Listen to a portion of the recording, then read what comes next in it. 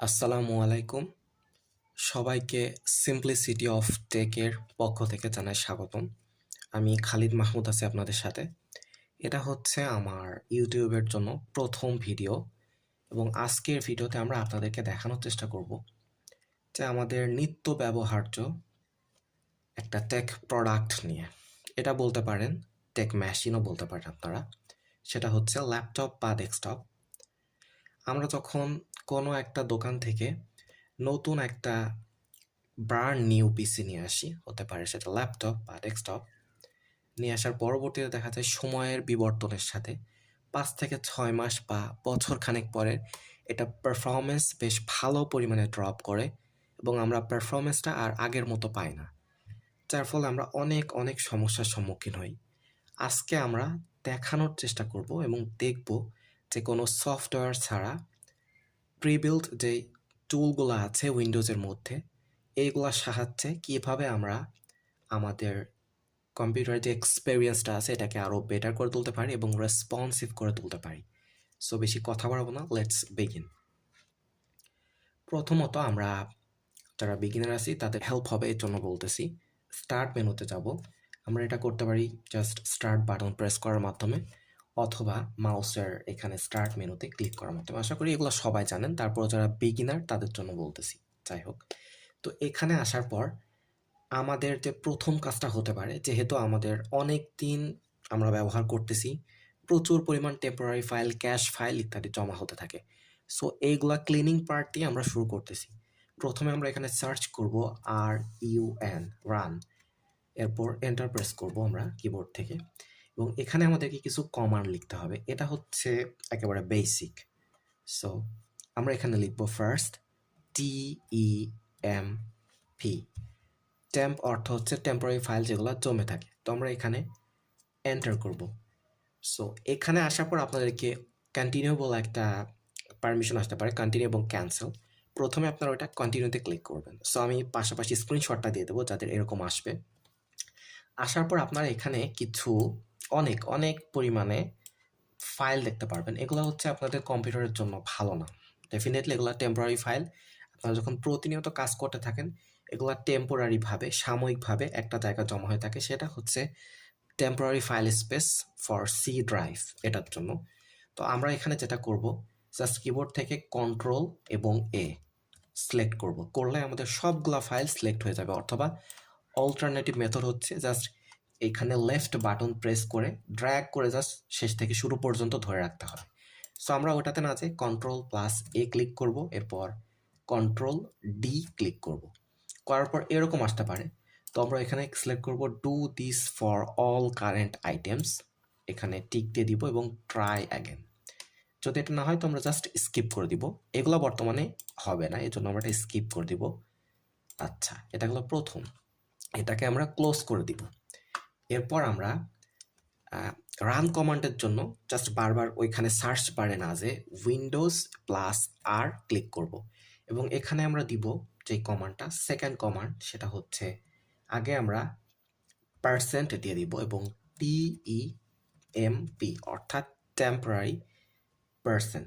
পার্সেন্টটা দেওয়ার মানে হচ্ছে এগুলা হিডেন থাকে, যে কারণে আমাদেরকে পার্সেন্ট দ্বারা এটাকে আমাদেরকে প্রকাশ করা লাগতেছে। তো দেওয়ার পর আমরা জাস্ট এন্টার প্রেস করব কিবোর্ড থেকে। এখানে দেখবেন আরও কিছু ফাইল পেয়ে যাবেন। এগুলো আপনার কম্পিউটারের জন্য ভালো না, অর্থাৎ এগুলা প্রতিনিয়ত আপনার পারফরমেন্সকে স্লো করে দিবে। এর পাশাপাশি আপনাদের সি ড্রাইভের স্পেস অনেক পরিমাণে কমে যাবে। তো আমরা এখান থেকে সিম্পলি আগের মতো Ctrl+A তে ক্লিক করব এবং Ctrl+V তে ক্লিক করব এবং এখানে আমাদের সামনে আসবে কন্টিনিউ। জাস্ট আমরা এখানে সিম্পলি ক্লিক করে দিব। আচ্ছা, এবং এরপর আমরা ট্রাই অ্যাগেন করে দেখব যেগুলো ডিলিটেবল কিনা। যদি না হয় তারপর আমরা ডু দিস আইটেম করে জাস্ট এখান থেকে স্কিপ করে দিব। আচ্ছা, এটা গেল আমাদের ক্লিনিং পার্ট। এখন আমরা আবার কিবোর্ডে উইন্ডোজ বাটন প্রেস করব। প্রেস করার পর এখানে জাস্ট আমরা টাইপ করব সেটা হচ্ছে আমরা এতক্ষণ যে ফাইলগুলোকে ডিলিট করলাম, এগুলা কিন্তু আমাদের দেখুন সবগুলা রিসাইকেল বিনে যে জমা হয়েছে। এখান থেকে আমরা যদি ডিলিট করি, শুধুমাত্র রিসাইকেল বিনের যেই ক্যাশ ফাইল বা টেম্পোরারি ফাইলগুলো রয়েছে এখানে জমা হয়েছে সেগুলো ডিলিট হবে, কিন্তু টোটালি কিন্তু ডিস্কটা ক্লিন হবে না। আমরা এখন সেটা দেখব কিভাবে ডিস্কটাকে ক্লিন আপ করতে হয়। এজন্য আমরা জাস্ট সিম্পলি উইন্ডোজ বাটনটা প্রেস করব, করার পর এখানে লিখব DISK, ডিস্ক ক্লিন আপ।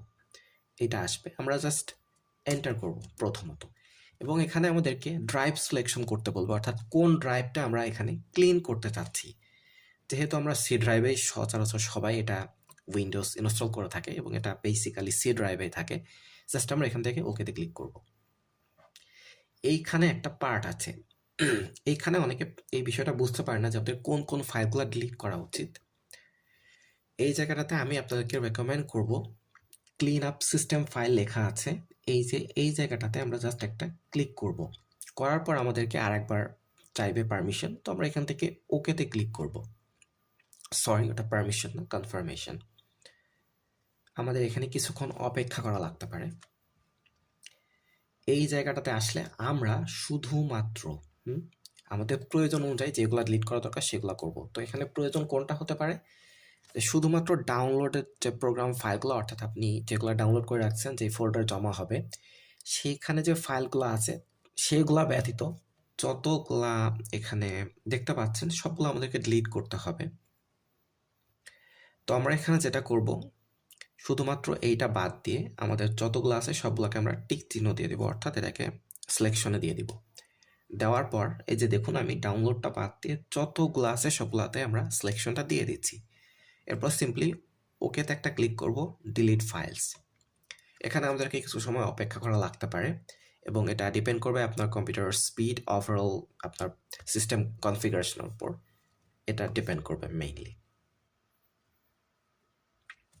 আমাদের ক্লিন আপ পার্টটা হয়ে গেল। এখন আমরা যেটা দেখাবো, আপনাদের যে ডিস্ক আছে, অর্থাৎ এটা হতে পারে এসএসডি বা এইচডিডি। এইচডিডি হচ্ছে যেটা হার্ড ডিস্ক ড্রাইভ, যেটা বহুল মানুষ ব্যবহার করে থাকে, বহুলভাবে প্রচলিত, কিন্তু তুলনামূলকভাবে অনেক স্লো পারফরমেন্স দেয়, কিন্তু ক্যাপাসিটি অনেক বেশি থাকে। যদিও এসএসডি এখন তার সাথে অনেকটা ফাইট করতেছে এবং বর্তমানে আমি সবাইকে এসএসডি ব্যবহার করার জন্য রেকমেন্ড করি। তো এখন আমাদের যে ডিস্কগুলো আছে, অর্থাৎ আমরা যদি এটা এইচডিডি অর্থাৎ হার্ড ডিস্ক ড্রাইভ ধরি, এখানে আমরা অনেক সময় স্পিড স্লো পাই। সেটাকে কিভাবে যতটা সম্ভব ফাস্ট করা যায় সেটা চেষ্টা এখন আমরা করব। আমরা স্টার্ট মেনুতে ক্লিক করব এবং এখানে লিখব DEFR, defragment and optimize drives. এখানে জাস্ট আমরা এন্টার করব। তো এইখানে আপনাদের যতগুলা ড্রাইভ আছে সবগুলা দেখাবে এবং এইখান থেকে আপনাদেরকে মেইনলি যে কাজগুলো করতে হবে কিছু না, শুধুমাত্র আপনার সি ড্রাইভ যদি আপনি অপটিমাইজ করতে চান, এর উপর একটা ক্লিক করবেন এবং অপটিমাইজ লেখা আছে, জাস্ট এখানে একটা ক্লিক করবেন, আমাদেরটা অপটিমাইজ হয়ে গেল। এর পরবর্তীতে আপনার যতগুলো ড্রাইভ থাকবে সিঙ্গলে অপটিমাইজ করবেন। তো এটা আপনার বেসিক্যালি এই সময় অটোমেটিক্যালি হয়, অনেকের অফ করা থাকে। সেটা বোঝার জন্য স্কেজুয়াল অপটিমাইজেশন লেখা আছে নিচে দেখুন, এই যে এখানে অফ লেখা আছে, আমারটা আমি অফ করে রেখেছি, কারণ আমি নিজে নিজে করি এবং আমি এসএসডি ব্যবহার করি, যে জন্য আমার এইটা লাগে না। তো এইটা মেইনলি যারা হার্ড ডিস্ক ব্যবহার করেন তাদের জন্য হাইলি রেকমেন্ডেড, যাতে তারা পারফরমেন্সটা যে ড্রপটা হয় এই ড্রপটা ওইভাবে ফিল করতে না পারে। এখন আমি আপনাদেরকে সর্বশেষ যেই টপিকটা আজকে ভিডিওর দেখে শেষ করবো ইনশাল্লাহ, সেটা হচ্ছে আমাদের কম্পিউটারটা অনেক সময় ওপেন হতে অনেক অনেক সময় নিতে পারে। এটাকে কতটা মিনিমাইজ করতে পারি সেটার চেষ্টা আমরা আজকে করব। সো সেটার জন্য আমরা জাস্ট উইন্ডোজ আর ক্লিক করব, রান কমান্ড এখানে একটা আমাদেরকে লিখতে হবে, সেটা হচ্ছে MSCONFIG, MS কনফিগ অর্থাৎ মাইক্রোসফট কনফিগারেশন, জাস্ট ওকেতে ক্লিক করব। আচ্ছা, এরপর আমাদেরকে এখানে সিস্টেম কনফিগারেশন চলে আসবে। আমরা এখান থেকে চলে যাব প্রথমত সার্ভিসেসে। সার্ভিসেসে যাওয়ার পর আমরা হাইড অল মাইক্রোসফট সার্ভিসেস, আমি যেখানে কার্সরটা রেখেছি এখানে জাস্ট আপনারা একটা সিলেকশন দিয়ে দিবেন। দেওয়ার পর এখানে অনেকগুলো প্রোগ্রাম পাবেন আপনারা, যেগুলো প্রিলোড হয়। তো এখান থেকে আপনাকে একটু বেছে বেছে দেখতে হবে যে কোন কোন প্রোগ্রামগুলো আপনার প্রয়োজন নেই, একটু জাস্ট আপনি খেয়াল করলেই বুঝতে পারবেন। তো আমার ক্ষেত্রে যেমন আমি বলি আপনাকে একটু সহজ করে দিই সবার জন্য, যে এখানে ইন্টেল লেখা আছে যেগুলো, এগুলো হচ্ছে ড্রাইভার, অর্থাৎ আমি ইন্টেলের প্রসেসর ব্যবহার করি এবং অন্যান্য পার্টস, নেটওয়ার্ক অ্যাডাপ্টার থেকে শুরু করে সবগুলো আমার ইন্টেলের, যে কারণে এইগুলা অনেকের ক্ষেত্রে নেসেসারি হতে পারে, কিন্তু আমার এইগুলা দিয়ে কোনো কাজে লাগে না, অর্থাৎ সমস্যা নেই এগুলো অফ করলে।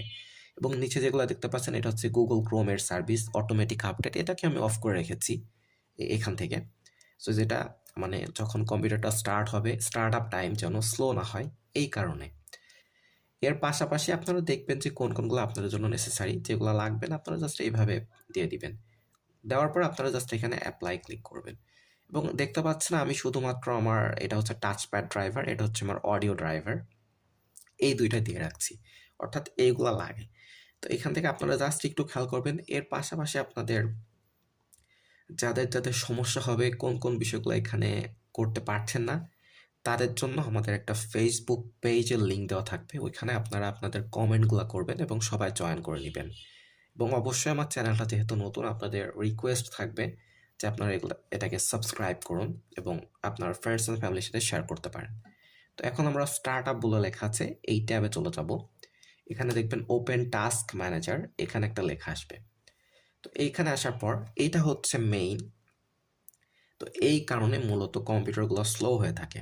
তো এখানে দেখতে পাচ্ছেন অনেকগুলো প্রোগ্রাম লিস্ট দেখাচ্ছে, এগুলো আসলে কি, এগুলো হচ্ছে স্টার্ট আপ আইটেম, অর্থাৎ কম্পিউটার যখন চালু হয়, চালু হওয়ার পরে ইনিশিয়ালাইজ হতে যে টাইমটা লাগে, অর্থাৎ খুলতে যে টাইমটা লাগে, এবং যেগুলো অটোমেটিক্যালি চালু হয়ে থাকে কম্পিউটার স্টার্ট আপের সাথে সাথে, সেই প্রোগ্রামগুলোর লিস্ট এখানে শো করতেছে। আমাদের যেগুলো প্রয়োজন নাই জাস্ট আমরা এখান থেকে সিম্পলি রাইট ক্লিক করব। প্রথমে যে কোনো প্রোগ্রাম সিলেক্ট করে রাইট ক্লিক করবেন, অথবা আপনারা যদি রাইট ক্লিক করা মনে হয় একটু ডিফিকাল্ট, কথার কথা যদি মনে হয়ে থাকে, সেক্ষেত্রে আপনারা যে কোনো একটা প্রোগ্রাম সিলেক্ট করবেন, করার পর নিচে এই যে দেখেন এনেবল লেখা আছে, অর্থাৎ এটাকে আমি ডিজেবল করে রাখছি। যেমন ধরুন আমার এটা এনেবল করা আছে, আমি এখানে যদি একটা সিম্পলি ক্লিক করলাম, এখানে দেখুন ডিজেবল লেখা আছে। এখন আমি যদি এটাকে ডিজেবল করে দিই, এই যে এখন এটা হচ্ছে স্ট্যাটাসটা ডিজেবলড দেখাচ্ছে। সো এটা আমার যেহেতু লাগবে তাই আমি এনেবল করে দিলাম। সো সিম্পলি আপনাদের এখান থেকে যেই জিনিসগুলো মনে হচ্ছে লাগছে না, যেমন আমি একটু আপনাকে হেল্প করি, যেমন এটা হচ্ছে উইন্ডোজ সিকিউরিটি, এটা হচ্ছে অ্যান্টিভাইরাস, মাইক্রোসফট ডিফেন্ডার নামে যেটা পরিচিত ছিল, উইন্ডোজ সিকিউরিটি বর্তমানে। তো এটা আমার যেহেতু কাজে লাগে না, জন্য আমি এটাকে ডিজেবল করে রাখছি। এটা অনেক পরিমাণ রিসোর্স হাংরি একটা সফটওয়্যার। তো এর পাশাপাশি আপনাদেরকে আমি সামনে আরও ভালো ভালো ভিডিও দেওয়ার চেষ্টা করবো ইনশাল্লাহ। সো এর পরবর্তীতে আপনারা কি একটু দেখে নেবেন যে কোনগুলো আপনাদের জন্য প্রয়োজনীয় নয়, আপনারা একটু দেখলেই বুঝতে পারবেন। আর যাদের একান্তই সমস্যা, আপনারা আমাদের ডিটেলে কমেন্ট সেকশনে জানাবেন, আমরা যথাসাধ্য চেষ্টা করবো আপনাদেরকে এই বিষয়টা নিয়ে হেল্প করার। তো এখান থেকে আপনার যেগুলো লাগবে না জাস্ট সিম্পলি ডিসেবল করে দিবেন। করার পরবর্তীতে আপনারা এখান থেকে বের হয়ে আসবেন, জাস্ট ক্লোজ করবেন। করার পর এই যে এখানে অ্যাপ্লাই আছে, আমি যেহেতু কোনো কিছু অ্যাপ্লাই করি নাই, আপনাদের এখান থেকে অ্যাপ্লাই লেখাটা অ্যাক্টিভ থাকবে, অ্যাপ্লাই করে জাস্ট ওকে করবেন এবং আপনাদের প্রবাবলি রিস্টার্ট চাবে, তো আপনারা জাস্ট সিম্পলি রিস্টার্ট দিয়ে দিবেন। তো এইভাবে আশা করতেছি আপনাদের সিস্টেম স্টেবিলিটিটাকে বাড়াতে পারবেন এবং এর পাশাপাশি আপনাদের কম্পিউটার রেসপন্সিভনেসটাও বাড়াতে পারবেন। সো আজকের মতো আমি এখানেই বিদায় নিচ্ছি এবং আমার কণ্ঠটা একটু এরকম হওয়ার কারণে আপনাদের কাছে আন্তরিকভাবে দুঃখিত, আমার ঠান্ডা লেগেছে। তো যেহেতু এটা আমার প্রথম ভিডিও, আপনাদের রিকোয়েস্ট থাকবে আপনাদের যে ফিডব্যাকগুলা, কোন জায়গায় আরেকটু উন্নতি করা সম্ভব সেইগুলা সবাই লিখবেন এবং জানাবেন। সো আজকের মতো আমি এখানেই বিদায় নিচ্ছি, সবাই ভালো থাকবেন। আসসালামু আলাইকুম।